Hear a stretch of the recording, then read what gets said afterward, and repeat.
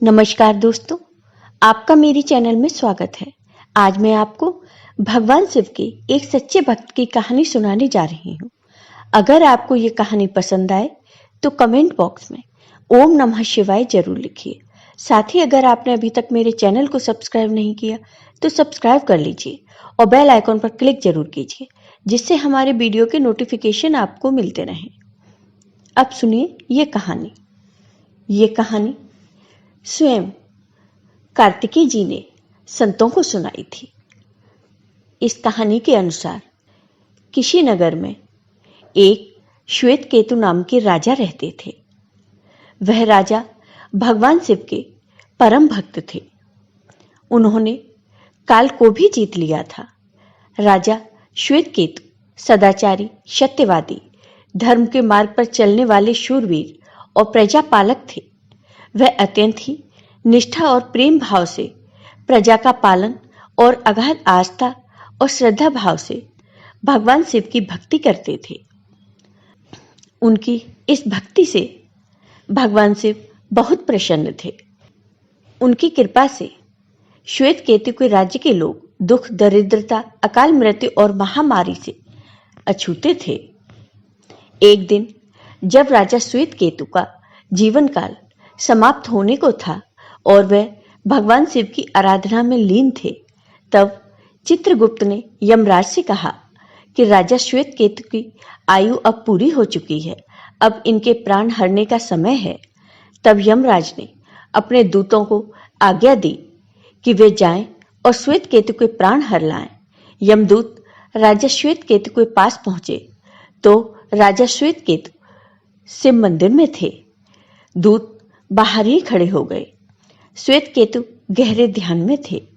बहुत देर हो गई, न श्वेत केतु का ध्यान टूटा न दूत हिले। दूत बिना अपना काम किए खड़े रहे।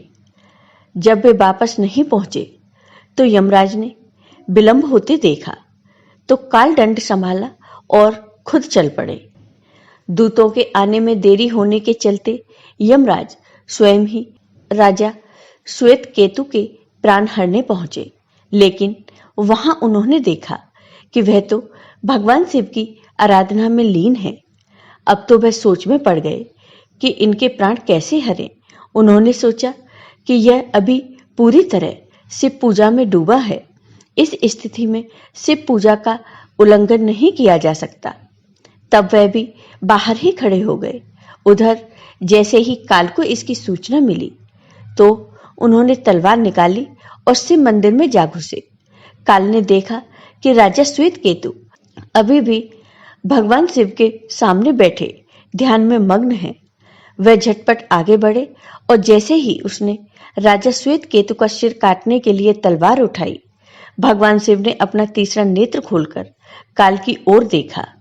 भगवान शिव का तीसरा नेत्र खुलते ही काल वही राजा श्वेत केतु के सामने जलकर भस्म हो गया। थोड़ी देर बाद जब राजा श्वेत केतु का ध्यान टूटा, उन्होंने अपनी आंखें खोली तो राख में बदल चुके काल को देखा। उन्हें चिंता हुई कि यह कौन है और क्या है। श्वेत केतु ने भगवान शिव से पूछा, हे भोलेनाथ, ये किसकी राख है? इसे किसने और क्यों मारा? तब भगवान शिव ने कहा कि यह काल था जो कि तुम्हारे प्राण हरने आया था। राजा श्वेत केतु ने कहा, हे महाकाल, यह तो आपकी ही आज्ञा से तीनों लोक में विचरता है, लोक को नियंत्रण में रखता है।